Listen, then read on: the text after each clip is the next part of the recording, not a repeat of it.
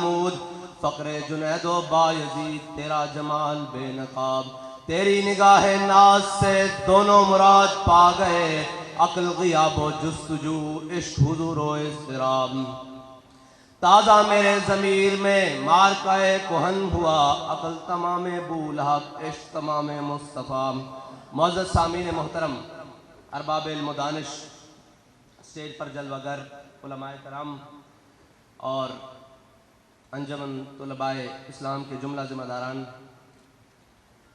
سب سے پہلے تو ہم آپ سے تاخیر کی نہایت معذرت کرتے ہیں، لیکن کام ہے ان کے ذکر سے یوں ہوا یا یوں۔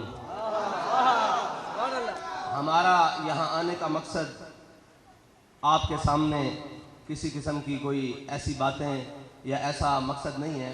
ہمارا مقصد یہی ہے، اور جو ہمارے قائد ہمیں مشن دے کر گئے ہیں وہ یہی ہے کہ میرے ہاتھ میں تھا جب تک میرے مصطفیٰ کا دامن، میرے پاؤں چومتی تھی یہی گردش زمانہ۔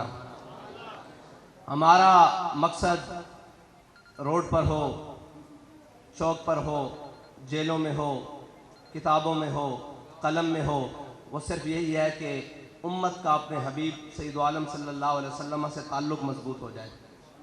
اور یہ جب تک تعلق مضبوط تھا تب تو ہم کیسر و کسریٰ کو اپنی ٹھوکر میں رکھتے تھے، تب تو ہم برائے اعظموں پر حکومت کرتے تھے، لیکن جب سے یہ تعلق کمزور ہوا ہے، اقبال کہتے ہیں نا کہ وہ فاقہ کش جو موت سے ڈرتا نہیں ذرا، روح محمد اس کے بدن سے نکال دو۔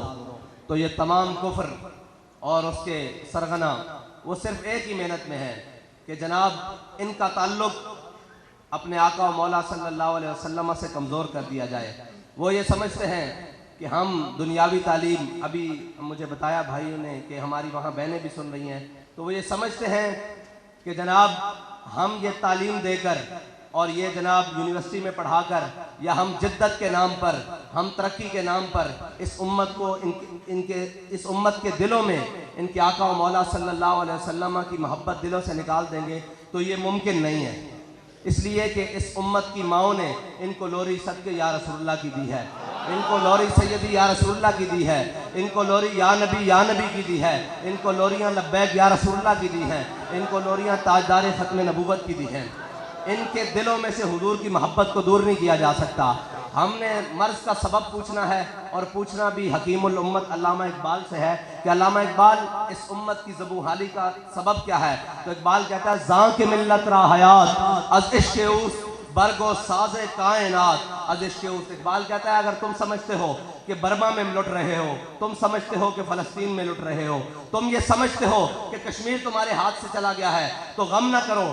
ہم نے کہا اقبال کیوں؟ اقبال کہتا ہے کہ نکل کر صحرا سے جس نے روما کی سلطنت کو الٹ دیا تھا، سنا ہے قدسیوں سے میں نے کہ وہ شیر پھر ہوشیار ہوگا۔ اقبال کہتا ہے جس نے صحرا سے نکل کر کیسر و کسریٰ کی سلطنت کو اپنے پاؤں کی ٹھوکر میں ڈال دیا تھا، سنا ہے قدسیوں سے، کہتا ہے میں نے فرشتوں کو آپس میں باتیں کرتے ہوئے سنا ہے کہ ابھی حضور سید عالم صلی اللہ علیہ وسلم کی امت اپنے حبیب سے، اپنے حبیب کی محبت کے دامن سے پیوستہ ہونے والی ہے، اور پھر وہی دوبارہ نشاط ثانیہ والا ماحول پیدا ہونے والا ہے۔ لیکن اس کے لیے ہمیں کرنا کیا ہے؟ اس کے لیے ہمیں کرنا یہ ہے کہ ہم نے اپنے آقا و مولا صلی اللہ علیہ وسلم کی محبت کو اپنے دلوں میں راسخ کرنا ہے اور پختہ کرنا ہے، اور اس انداز سے پختہ کرنا ہے۔ اقبال کہتا ہے تیری خاک میں ہے اگر شرر، تیری خاک میں ہے اگر شرر تو خیال فقر و غنا نہ کر۔ یہ کبھی نہیں سوچنا کہ جناب ہمارے پاس وہ طاقت آئے گی، ہم جناب امریکہ سے کیسے لڑ سکتے ہیں،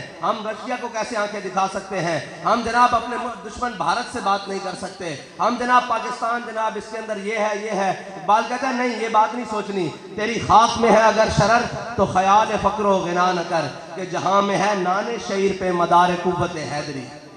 وہ علامہ اقبال نے اس واقعے کی طرف اشارہ کیا ہے کہ ایک شخص مسجد نبی میں آیا، مولا کائنات سیدنا علی المرتضیٰ مسجد میں بیٹھے ہوئے ہیں، تو ایک شخص آ کے کہنے لگا میں نے علی کو ملنا ہے، تو آپ نے فرمایا مجھے علی کہتے ہیں۔ اس نے کہا یہ کیسے ہو سکتا ہے کہ مسجد میں بیٹھا ہوا شخص ایک خشک ٹکڑے پانی کے ساتھ کھا رہا ہے، تو وہ علی تو نہیں ہو سکتا۔ وہ کہنے لگا میں نے اس علی سے ملنا ہے جس نے بائیں ہاتھ پہ خیبر اٹھایا ہے، میں نے اس علی سے ملنا ہے۔ میں نے اس علی سے ملنا ہے جس نے عمر بن عبد ود کے 2 ٹکڑے کیے ہیں. میں نے اس علی سے ملنا ہے. میں وہ علی سے نہیں ملنے آیا کہ جو جناب یہاں پہ بیٹھ کے کہا ہو کہ میں خوش ٹکڑے کھا رہا ہوں. تو آپ نے فرمایا جھلیا مینو ہی علی کہنے اوے دیوانے مجھے علی کہتے ہیں. وہ ہماری روحانی پاور ہے, یہ ہماری جسمانی پاور ہے. تو یہ یاد رکھیے گا کہ جب بھی امت کے اندر کسی بھی معاملے میں اگر کوئی قوت آ سکتی ہے تو وہ ایک ہی طریقہ ہے کہ جب تک ان کے دلوں میں حضور کی محبت راسخ نہیں ہو جاتی, جب تک ان کے دلوں میں حضور کی محبت پختہ نہیں ہو جاتی, تب تک کوئی منزل نہیں ملنے والی, کوئی منزل نہیں ملنے والی. نہ ہم کسی منزل کو پا سکتے ہیں, نہ ہم کسی نظام کے ذریعے ہم اس ملک اپنے وطن عزیز میں کوئی بہتری لا سکتے ہیں. اگر کوئی بہتری آ سکتی ہے تو علامہ اقبال سے پوچھتے ہیں علامہ اقبال کیسے بہتری آ سکتی ہے؟ علامہ اقبال کہتا ہے فقر کے ہیں معجزات تاج و سریر و سپاہ, فقر ہے میروں کا میر, فقر ہے شاہوں کا شاہ. علامہ اقبال کہتا ہے فقر کے عجب معجزات ہیں. یہ جناب کبھی تخت پر لے جاتا ہے, کبھی تاج میں لے جاتا ہے, کبھی جناب سپاہ میں لے جاتا ہے. اقبال کیسے, یہ کیسے ہوگا, یہ کیسے ممکن ہے کہ جس امت کے بارے میں, جن لوگوں قوم کے بارے میں لوگ کہتے ہیں یہ کبھی نہیں اٹھ سکتے, یہ پاکستانی قوم اب اس معیشت کی دلدل میں پھنس چکی ہے, یہ کبھی نہیں اٹھ سکتی. اقبال کہتا ہے اگرچہ ضربی ہیں جہاں میں کاذل حاجات, جو فقر سے میسر ہے تونگری سے نہیں. اگر جواں ہو میری قوم کے جسور و غیوز, قلندری میری کچھ کم سکندری سے نہیں.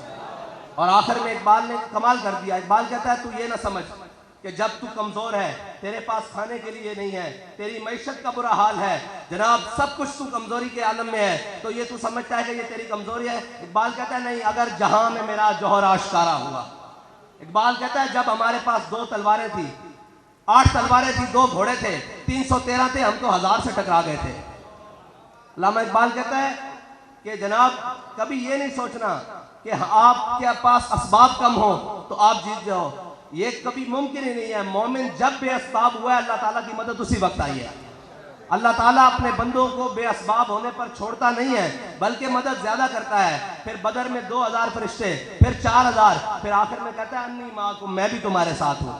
مسئلہ یہ ہے فضائے بدر پیدا کر, پہلے میدان لگانا پڑتا ہے, پہلے ان ساری چیزوں سے دامن چھڑانا پڑتا ہے جو ساری چیزیں ہمیں اللہ اور اس کے رسول کے در سے دور لے کر جا رہے ہیں. اور جب ہم ان سے دامن چھڑا کر اس رستے پر آ جائیں جو رستہ سیدھا شاخ طوبہ بربستائم, جو سیدھا رستہ مدینہ پاک کی طرف جاتا ہے, جو سیدھا رستہ اس نظام کی طرف جاتا ہے جس نظام میں عمر کو بھی پوچھا جا سکتا ہے جناب یہ کرتا کیسے بنا ہے, وہ نظام کی طرف جس نظام میں خاتون عمر کو کھڑے ہو کر کہہ سکتی ہے کہ عمر تم کون ہوتے ہو ہمارے حقمار مقرر کرنے والے. ہمارے حقمار کو اللہ تعالیٰ نے ہمیں سونے اور چاندی کے پہاڑ دیے ہیں, وہ عمر جو سورج کو ایسے دیکھے تو بے نور ہو جائے. سبسکرائب کریں اور بیل دبائیں تاکہ کوئی خبر رہ نہ جائے.